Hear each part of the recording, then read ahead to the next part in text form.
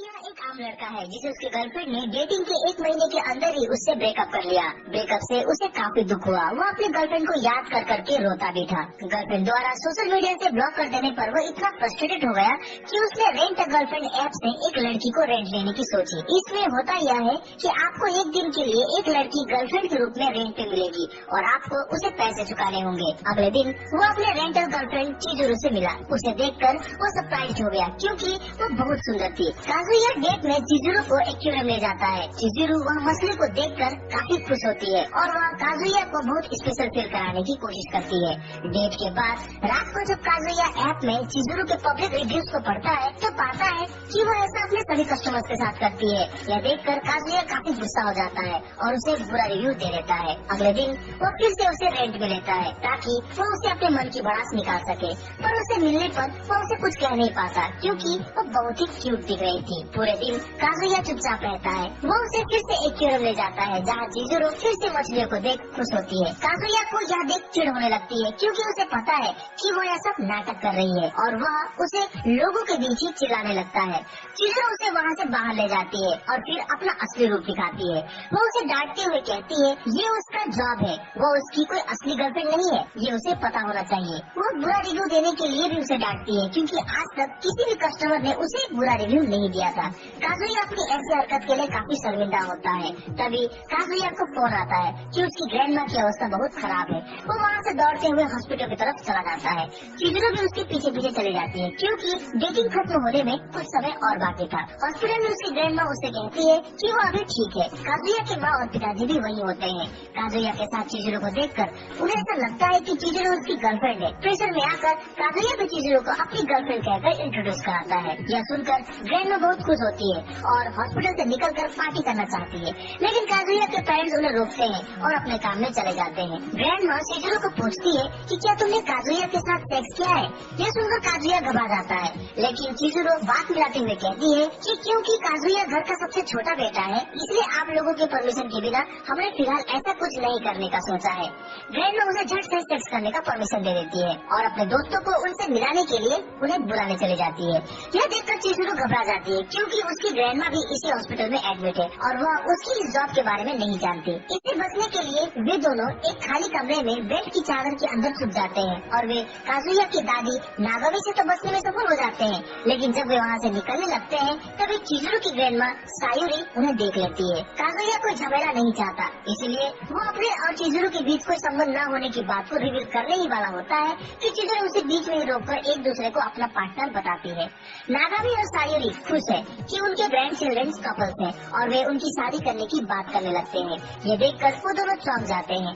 बाद में चिजुरू काजुया से कहती है कि उन्हें अपने ग्रैंड पेरेंट्स को जल्द से जल्द यह बताना होगा कि उन्होंने ब्रेकअप कर लिया है। काजुया कहता है कि मुझे भी अपने ग्रैंड माँ को मरने से पहले अपने रियल गर्लफ्रेंड से मिलाना होगा क्योंकि ये उनके लिए काफी मायने रखता है। वो उसे बताता है कि उसकी इससे पहले एक गर्लफ्रेंड थी लेकिन लड़की ने उसे ब्रेकअप कर लिया।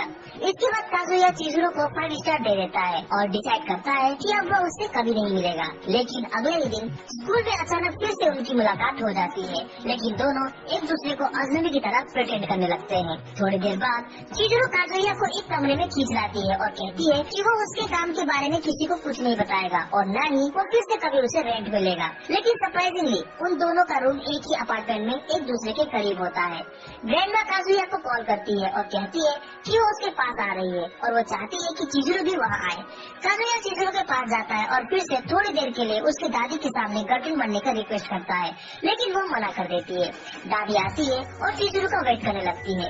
काजुया उसे कॉल करने के बहाने बाहर निकलता है और फिर से चिजुरू की डोरबेल बजाकर उसे वहाँ आने की रिक्वेस्ट करने लगता है, लेकिन चिजुरू फिर भी नहीं मानती। मजबूर होकर काजुया अपनी दादी को सब कुछ सच सच बता देना चाहता है, लेकिन दादी पहले ही भाग जाती है कि उनके बीच कुछ तो हुआ है। नागोमी कहती है कि मुझे लगता था कि तुम कभी एक लड़की पटा नहीं सकोगे, लेकिन भाग्य से तुम्हें चिजुरू मिल गई, इसलिए वो कभी उससे नफरत नहीं कर सकती। चिजुरू अपने विंडो से ये सारी बातें सुन रही होती है और भावुक होकर वो उन दोनों के पास चली जाती है। वो काजुया की गर्लफ्रेंड होने का नाटक करने लगती है और लेट में आने के लिए माफी मांगती है। वो कहती है कि खाना बनाते बनाते देर हो गई। नागामी उसे देखकर बहुत खुश हो जाती है।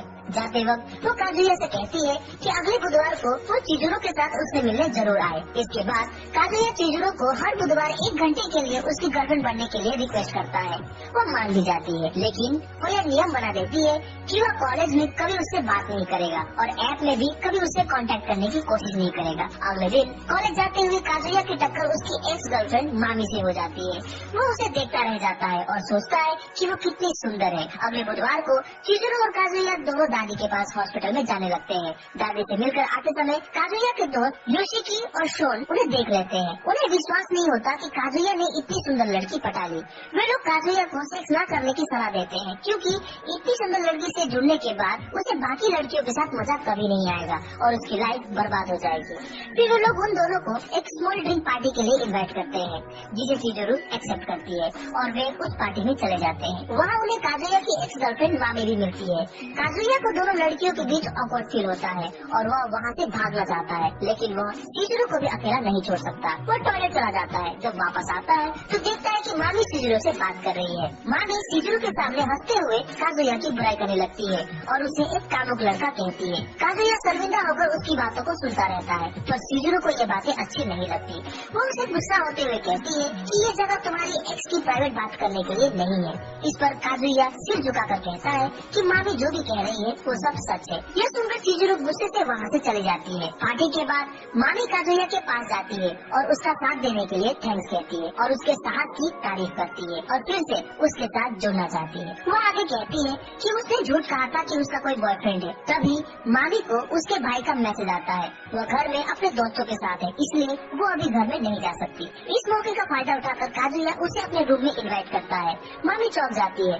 इसे देखकर काजुया घबरा जाता है और एक्सप्लेन करने लगता है कि इसमें उसकी कोई गलत भावना नहीं है। काजुया सिर झुका लेता है और खुद को एक ट्रेस की तरह महसूस करता है। मामी सॉरी कहकर उसके सर पर हाथ फेरती है। काजुया को इस बात का भी बुरा लग रहा है कि उसने मामी के सामने अच्छा बनने के लिए चिजुरो को लोगों के सामने शर्मिंदा कर दिया। तभी मामी कहती है कि चिजुरो दिखने में तो अच्छी है, लेकिन छोटी छोटी बातों पर गुस्सा हो जाती है।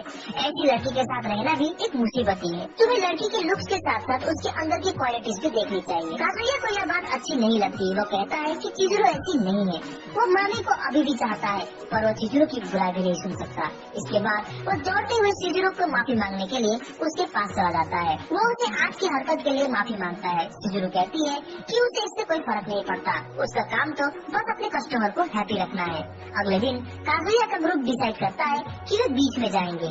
मामी भी उनके साथ जाना चाहती है। उसे देखकर काजुया थोड़ा नर्वस हो जाता है। काजुया के दोस्त उसे चिजुरो को बुलाने के लिए कहते हैं, पर वह बहाना देते हुए कहता है कि वो अभी नहीं आ सकती। इधर मामी सीक्रेटली अपने किसी दोस्त को मैसेज करते हुए कहती है कि काजुया ने ब्रेकअप के 1 महीने के भीतर ही दूसरी लड़की बना ली है, लेकिन वो उनका भी ब्रेकअप करके रहेगी। फिर वो काजुया के पास जाती है और कल की अपनी हरकत के लिए माफी मांगती है और उनके बिताए हुए सुनहरे पलों को काजुया को याद दिलाती है। भावुक होकर काजुया उसे अपने और चिजुरो के रिलेशनशिप की सच्चाई बताने ही वाला होता है कि तभी वो वहाँ चिजुरो को भी उसके दोस्तों के साथ देख लेता है। चिजुरो यहाँ अपनी दूसरी पर्सनालिटी इचिरो बनकर आई है। कॉलेज में सभी उसके इसी पर्सनालिटी को जानते हैं। काजुया को छोड़ किसी को पता नहीं कि इचिरो ही चिजुरो है। काजुया अपने माइंड को शांत करने के लिए बाथरूम में चला जाता है। तभी चिजुरो भी बाथरूम के यहाँ आती है।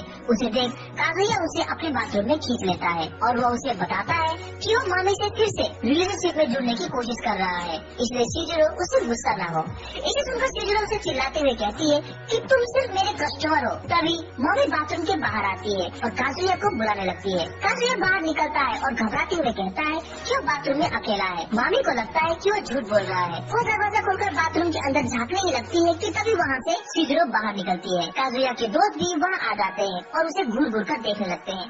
काजुया बात में आते हुए कहता है कि चिजुरो यही पास में कहीं आई थी तो मैंने उसे मिलने के लिए बुला लिया। मामी चिजुरो को अपनी कल की हरकत के लिए माफी मांगती है, लेकिन अंदर से वो चिजुरो को वहाँ देखकर बहुत गुस्सा है। फिर वे लोग बीच में वापस जाते हैं। सी में नहाते हुए अचानक एक कोने से मामी काजुया को बुलाती है। वो उसे कहती है कि पानी में उसका ब्रेसलेट कहीं खो गया है। वो उसे ढूंढने में उसकी मदद मांगती है। वे दोनों उसे ढूंढने लगते हैं कि तभी ऐसी स्थिति आती है कि मामी उसे किस कर देती है। किस करने के बाद मामी काजुया को माफी मांगने लगती है और कहती है कि वो खुद को किस करने से नहीं रोक सकी। फिर वे लोग अपने ग्रुप में वापस जाते हैं और कार्ड खेलने लगते हैं, लेकिन काजुया के दिमाग में वही किस वाली बात मंडराती रहती है। तभी काजुया को अपनी ग्रैंडमा का कॉल आता है। वो कहती है कि उसे हॉस्पिटल से से डिस्चार्ज कर दिया गया है। अब वह किसी भी वक्त उन दोनों से मिलने आ सकती है। यह सुनकर काजुया का दिमाग चकरा जाता है। काजुया के दोस्त शिजुरो के बारे में उससे पूछने लगते हैं। तभी काजुया खड़ा होता है और उन्हें बताता है कि वो लोग ब्रेकअप कर रहे हैं। यह सुनकर उसका दोस्त योशिकी बहुत गुस्सा हो जाता है और उसे एक मुक्का मारकर गिरा देता है और कहता है कि तुम्हारे घटिया रवैये की वजह से ही शिजुरो ने तुमको डंप किया होगा। इसके साथ ही उन दोनों में लड़ाई हो जाती है। लड़ाई छुड़वाने के बाद वे दोनों वहाँ से चले जाते हैं। शिजुरो काजुया से कहती है कि तुमने रिश्ता तोड़ने की बात कहकर अच्छा किया। उन लोगों को हमारे बारे में कोई जानकारी नहीं है, इसलिए वो ऐसा रिएक्ट कर रहे हैं। इसके बाद शिजुरो अपने कपड़े वापस लेने बाथरूम की तरफ जाती है और वहाँ उसके दोस्त खड़े हैं, इसलिए वो वहाँ नहीं जा पाती। तभी योशिकी उसके पास आता है और उसे कहता है कि वो काजुया को बचपन से जानता है। वो वैसा नहीं है जैसा वो एक्ट करता है। वो दिल से बहुत अच्छा है और सभी के भले के बारे में सोचता है। फिर वो शिजुरो को बोट की 2 टिकट देता है और कहता है कि वो काजुया को एक और मौका दे। काजुया छुप कर उनकी बातें सुन रहा होता है कि तभी एक कुत्ता उस पर भौंकता है और उन्हें पता चल जाता है कि काजुया उनकी बातों को सुन रहा था। योशिकी वहाँ से चला जाता है। शिजुरो उसे ना नहीं कह पाती। शिजुरो काजुया के साथ बोट में चलने को तैयार है और काजुया से कहती है कि हम उसके दोस्तों को कहेंगे कि हमने अच्छी तरह से बातचीत करके ब्रेकअप किया है। बोट में शिजुरो की तबीयत खराब होने लगती है, लेकिन वो काजुया को थोड़ी देर के लिए अकेला छोड़ने को कहती है। तभी उसे मामी का कॉल आता है। वो काजुया से कहती है कि वो उससे मिलना चाहती है और उसका होटल पूल में वेट कर रही है। काजुया वहाँ जाने को तैयार हो जाता है और वो मामी को 15 मिनट के अंदर पहुँचने की बात करता है। तभी अस्वस्थ शिजुरो बाहर की तरफ निकलती है। पानी की एक लहर से बोट हिलने लगता है, जिसमें शिजुरो खुद को संभाल नहीं पाती और समुद्र में गिर जाती है। काजुया यह देखकर स्तब्ध रह जाता है और अपने फोन को फेंक कर शिजुरो को बचाने के लिए समुद्र में कूद जाता है। काजुया किसी तरह उसे बचाने में सफल भी हो जाता है। जब समुद्र के किनारे शिजुरो की आंखें खुलती है तो वह पाती है कि काजुया भी पास ही बेहोश पड़ा है। उसे याद आता है कि काजुया ने उसे बचाने के लिए समुद्र में डुबकी लगाई थी। फिर वो उसे पंप करके उसकी सांस लाने की कोशिश करती है पर कुछ नहीं होता। फिर वो अपने मुंह से उसके मुंह में सांस भरने लगती है। तभी वो अचानक हाँफते हुए जाग जाता है। कोस्ट गार्ड भी उन्हें ढूंढ लेते हैं और उन्हें वहाँ से निकाल लाते हैं। वे उन्हें लोकल हॉस्पिटल में ले जाते हैं। वहाँ से निकलने के बाद काजुया मामी से बात करना चाहता है पर मामी उसे इग्नोर कर देती है। फिर काजुया अपने घर चला जाता है और मामी की फोटोज को देखकर मैथुन करने लगता है, लेकिन उसे बार बार शिजुरो की ही याद आती है और उसे महसूस होता है कि वो शिजुरो से प्यार करने लगा है। पर क्या शिजुरो उसे प्यार करती है? अगर नहीं तो उसे पटाने के लिए उसे कौन कौन से पापड़ बेलने पड़ेंगे? इसे जानने के लिए इस वीडियो के पार्ट 2 को जरूर देखिए। वीडियो अच्छी लगी हो तो इसे लाइक और कमेंट जरूर करें। हमसे जुड़ने के लिए चैनल को सब्सक्राइब करें। तो मिलते हैं अपने अगले वीडियो में। Sign out.